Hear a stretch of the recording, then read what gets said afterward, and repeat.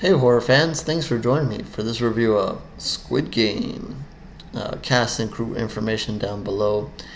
And let's start off with the IMDb plot here. As usual, hundreds of cash-strapped players accept a strange invitation to compete in children's games. Inside, a tempting prize awaits with deadly high stakes. A survival game that has a whopping 45.6 billion one prize at stake. Yes, sorry, we'll get into the prizes and all that in moments. But to start, this one is on Netflix, and I'm sure many of you know. I mean, if you have Netflix, you've probably seen it pop up there. It's been in the top 10 for a long time now. Debating on the spoiler freeness of this review, I feel like by the time I actually, even right now, or by the time I actually even post this video, I feel like so many of you are already going to have seen this. But I will try to at least keep the ending of this as spoiler free as possible. But I will get into this a little bit. This is again on Netflix. I think it was 10 episodes. Don't remember how long each episode was, but again, this is as I've debated with many a review here, not necessarily horror, but definitely horror elements to it. Let's see here on IMDb, it's got action, drama, mystery, thriller, definitely all of that. But I guess, kind of to the jigsaw part of it, whenever they play a game, there's horror to it. Basically, because it's win and stay alive. You lose the game, you're gonna die. This is let's see, I believe it's Korean, but I want to be sure. Let's see if it says here. South Korea. So yeah, it comes from South Korea. So this is if you go to Netflix and you put it on, you can get it dubbed or subtitled, whichever you prefer. So you don't have to worry about a huge language thing, even though it seems to be off at some points. Whatever. Sometimes it's funny how they translate things, or I guess obviously I don't know Korean, but just when it comes off, they say some weird things at times. I don't know. I guess the translation is not that easy. Anyway, let's talk a little bit about the story, and then I'll give some opinion here and there. Basically, this story is going to follow. God, we're gonna be bad with the names here. Song Jin-hoon. If I said that right, I have no idea. But basically, a main guy here is going to be followed, along with some people that I guess end up being close to him for one reason or another. And basically, he's one example of some of the other people that end up playing this game, and I'll get into the game here shortly. But focusing on him, basically, they start off painting a picture of him living with his grandmother, I believe, or it might have been his mother. It was his mother, and obviously she's a lot older now. She's maybe not in the best health condition, but she still has to work, and he doesn't have a lot of money. It seems like he's lost his job. And he also has a little bit of a gambling issue. He has a young daughter that, and his previous wife has now moved on. So there's that relationship issue there. Let's just say things are not spectacular for him. He's had things kind of go wrong in his life, and he's definitely at a point where he's got money issues and so forth. So, you kind of get introduced early on to that and that aspect of his life.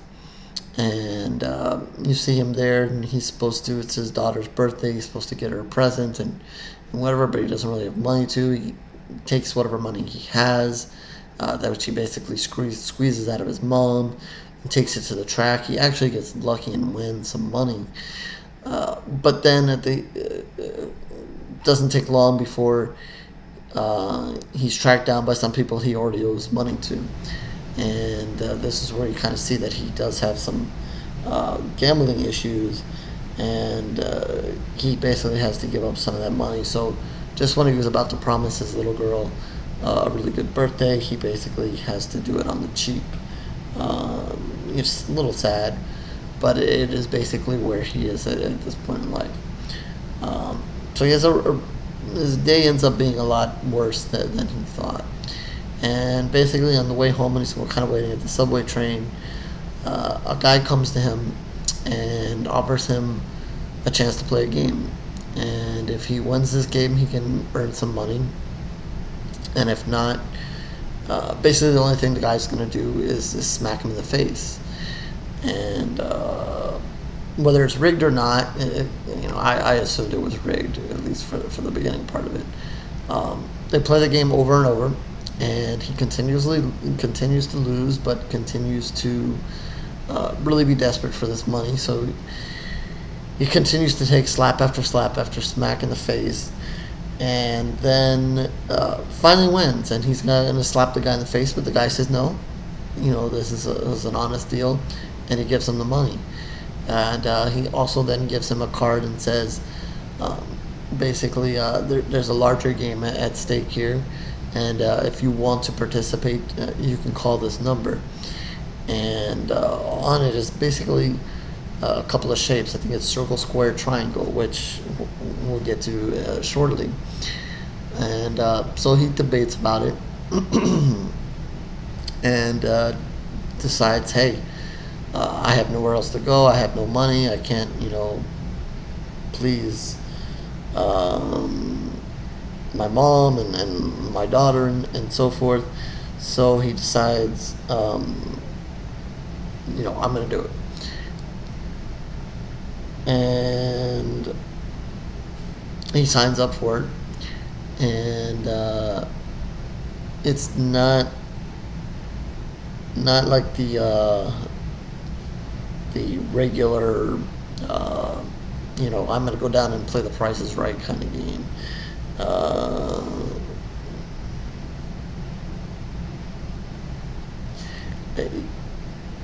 It is a secret car is going to pick you up and take you to a location, and you're going to be drugged and not know where you end up. And so he ends up being taken away to basically what you find out later is an island.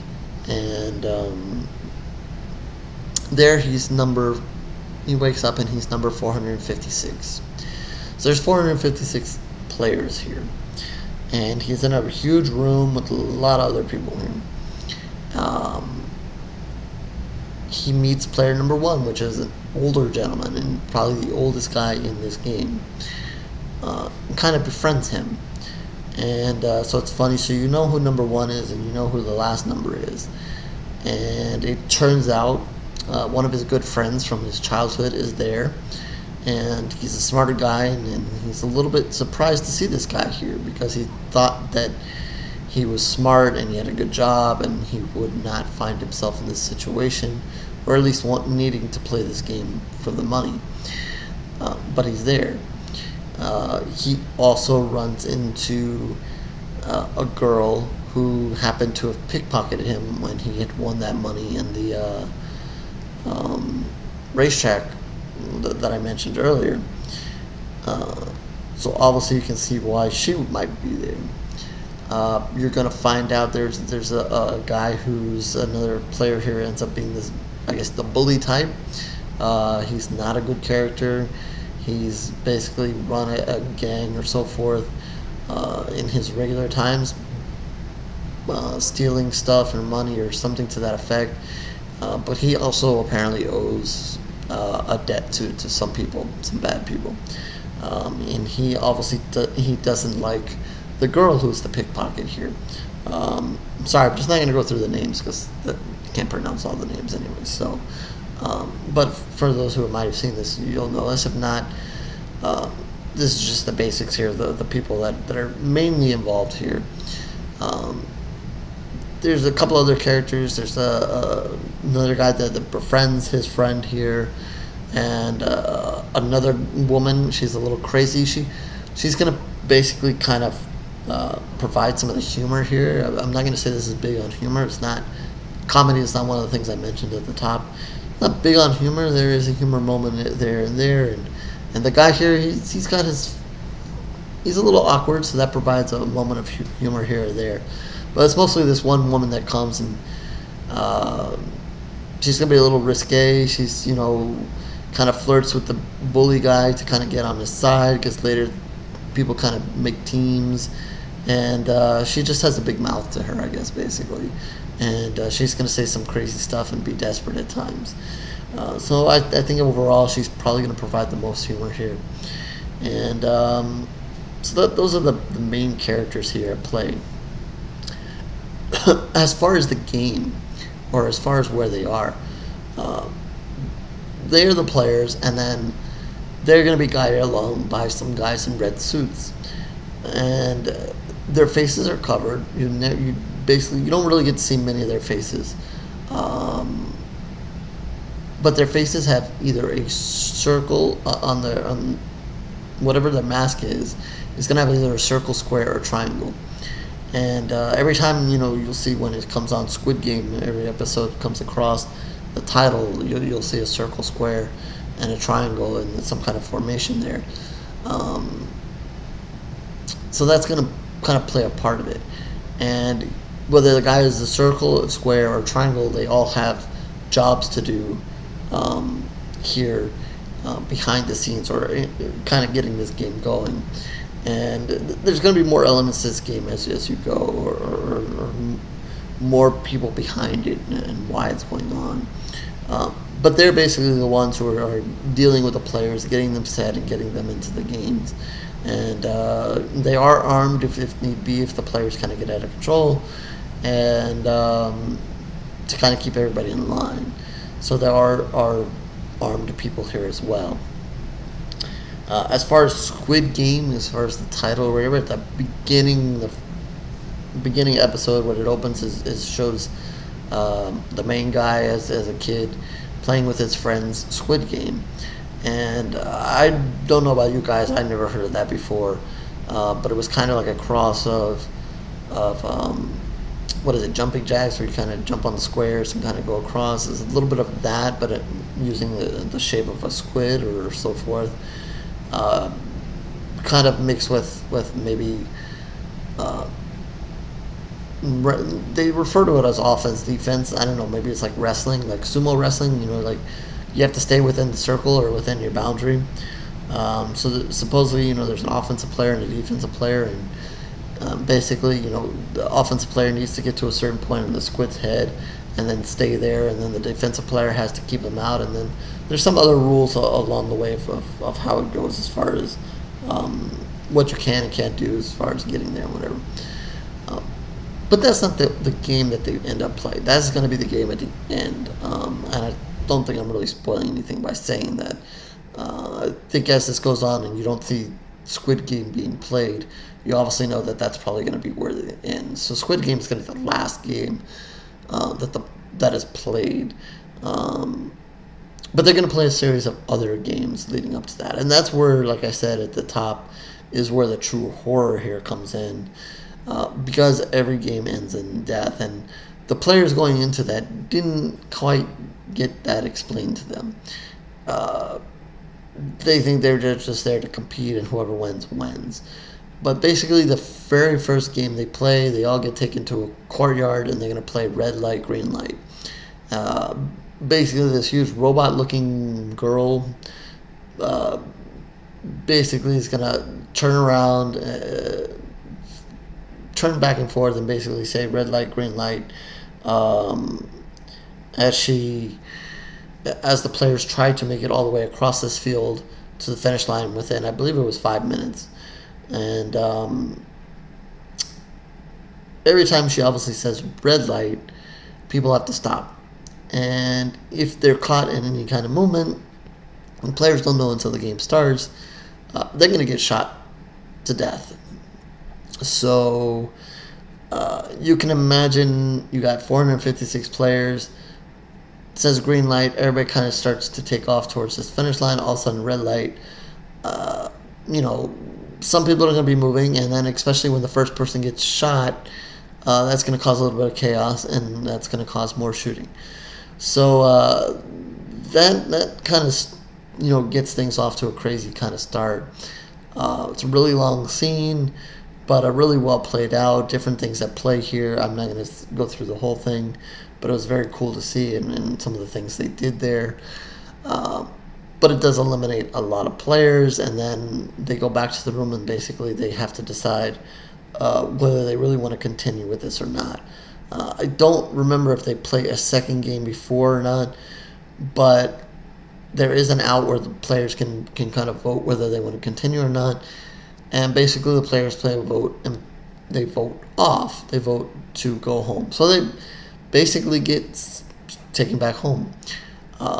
But they're given the option to come back. They still have the card. They can still make the call. So you see several of the players and some of the ones that I mentioned a minute ago go home, and then you find out a little bit more about who really owes them money and more about their situations. And you'll see that kind of they're all stuck between a rock and a hard place.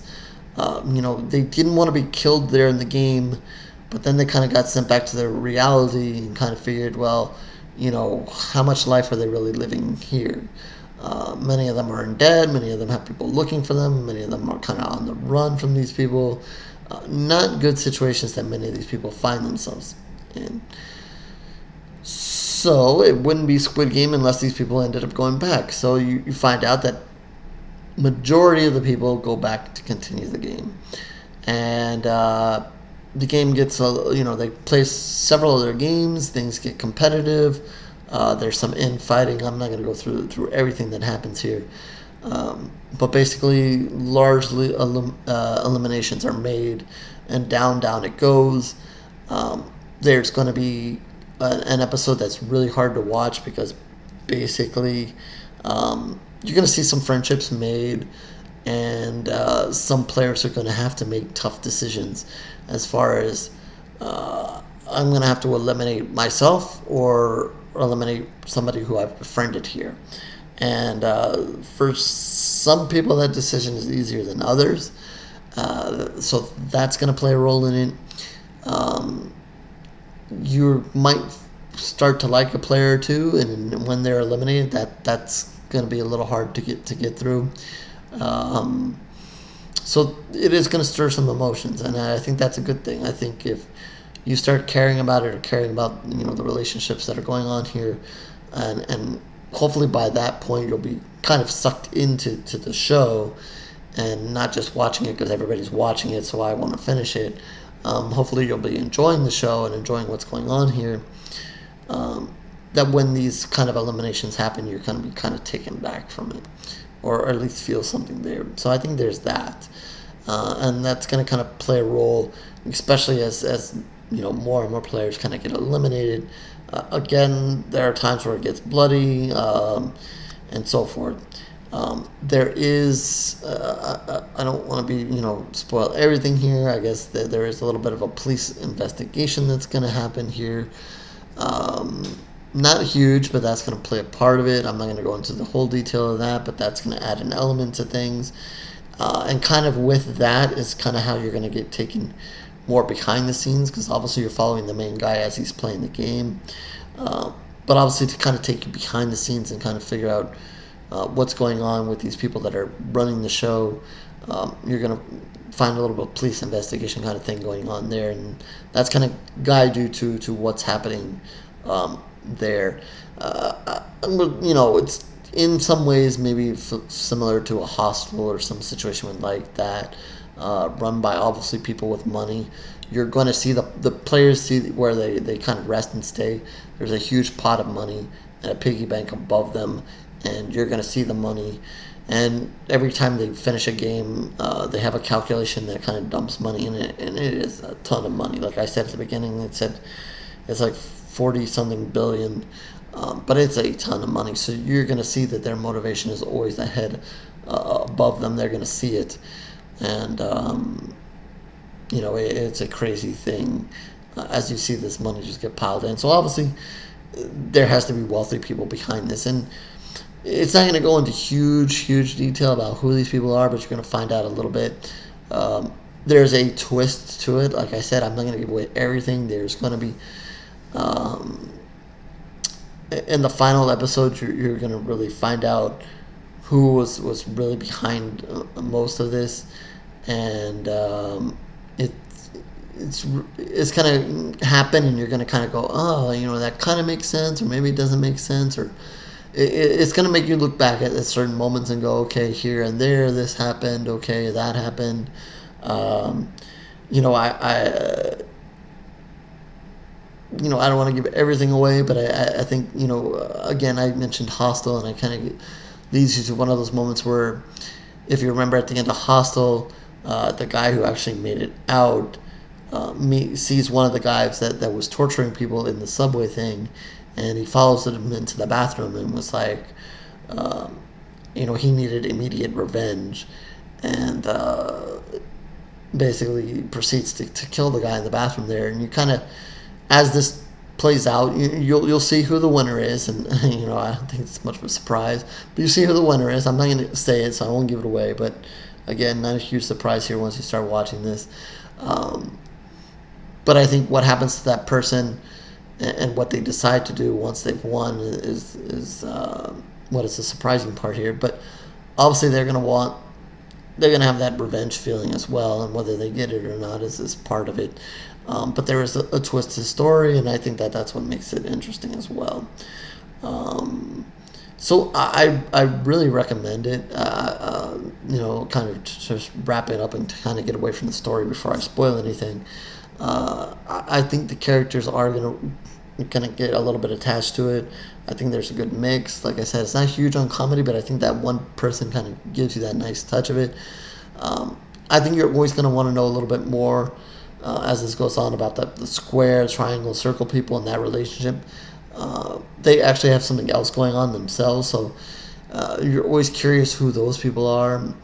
So there's always some mystery to it, and I think as it goes on, some mysteries are unlocked and you find out, and then some are still hold. Like I said, there are some twists and turns. I think some won't come as a big a surprise. Like I think what happens eventually to the cop is not a huge surprise. I think as you see it play out, you kind of see that.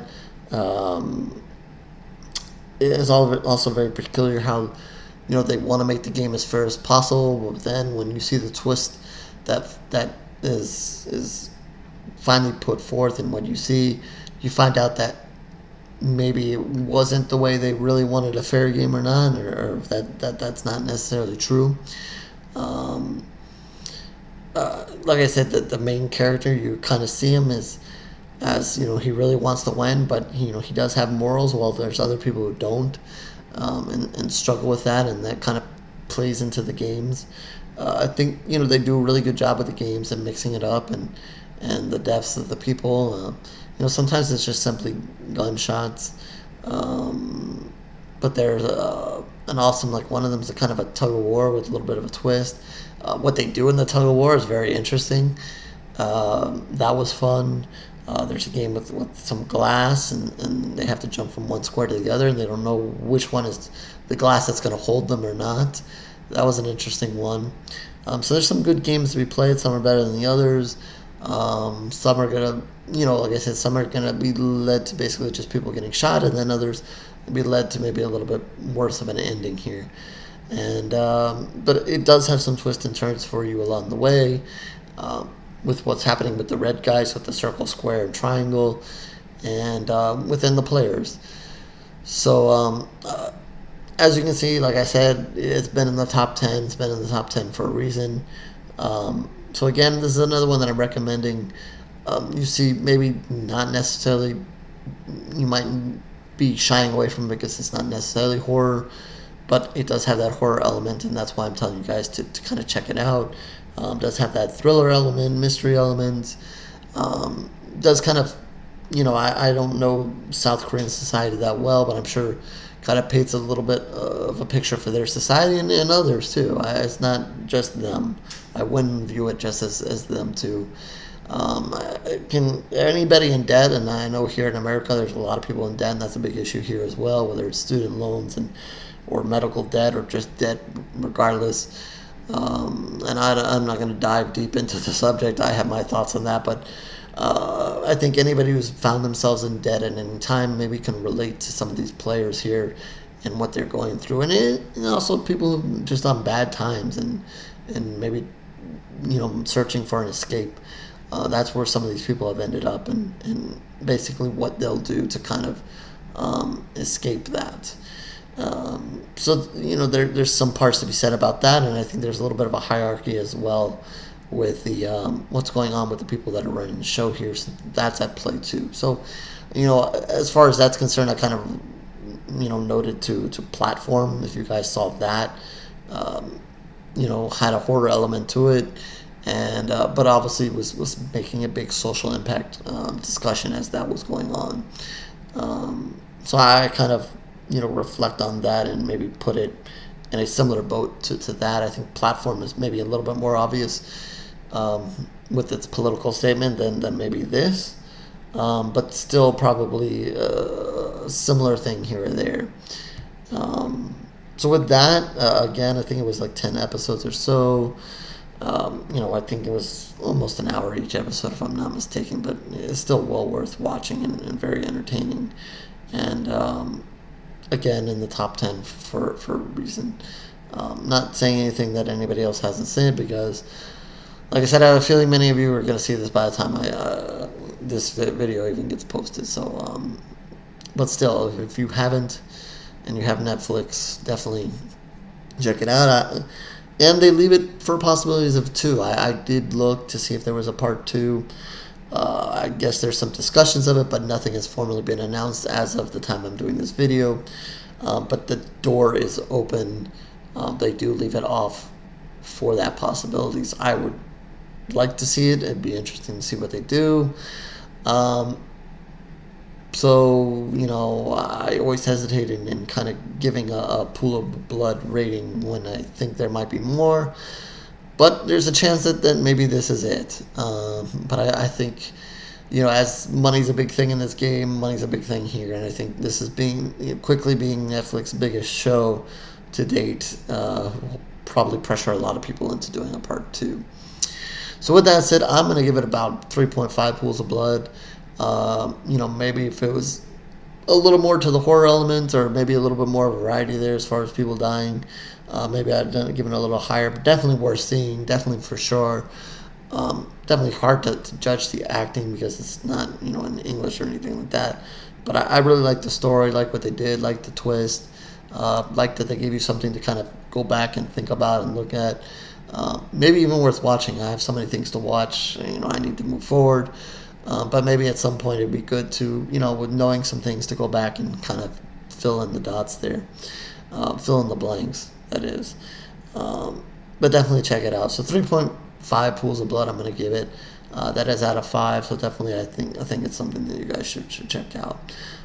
So with that, horrorreviews.blogspot.com is where you can find more reviews. Written reviews are there for sure.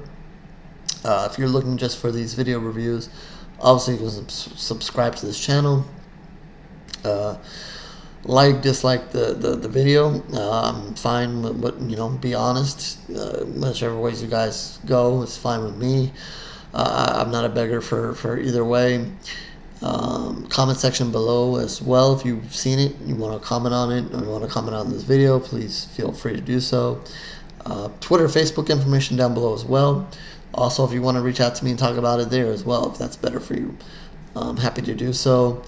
If you're looking for me to review something, please, comment section or Twitter is probably the best way, but if you have to do it on Facebook, feel free to. And let's see, I guess that is it. Cover everything, I guess. And I guess, as I always say, it's on to the next review, and I'll catch you later, horror fans.